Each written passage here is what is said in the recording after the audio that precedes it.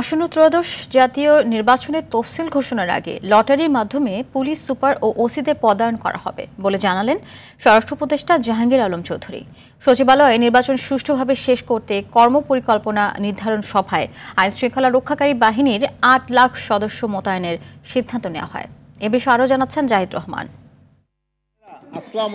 সচিবালয়ে আসন্ন ত্রয়োদশ জাতীয় সংসদ নির্বাচন সুষ্ঠুভাবে সম্পন্ন করতে সংশ্লিষ্টদের সাথে বৈঠক করেন স্বরাষ্ট্র উপদেষ্টা। পরে তিনি সাংবাদিকদের জানান, নির্বাচনের দায়িত্ব পালনে সবাইকে প্রশিক্ষণ দেওয়া হবে।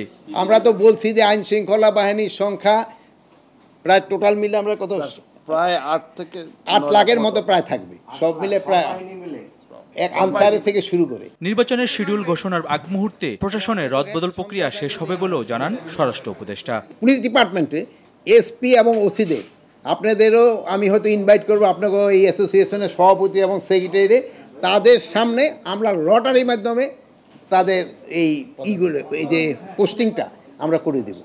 যেহেতু আপনারা জানেন শিডিউল ডিক্লেয়ার করার সময় পরে এইগুলির পোস্টিংগুলি চলে যায় ইসের হাতে, ইলেকশন নির্বাচন কমিশনের হাতে।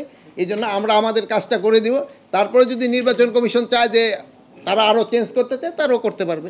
প্রতিটি ভোট কেন্দ্রে আইন শৃঙ্খলা রক্ষাকারী বাহিনীর কাছে বডি ক্যামেরা থাকবে বলেও সভায় সিদ্ধান্ত হয় বলে জানান জাহাঙ্গীর আলম।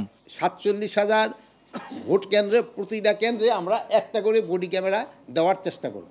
জাহিদ রহমান, RTV, ঢাকা।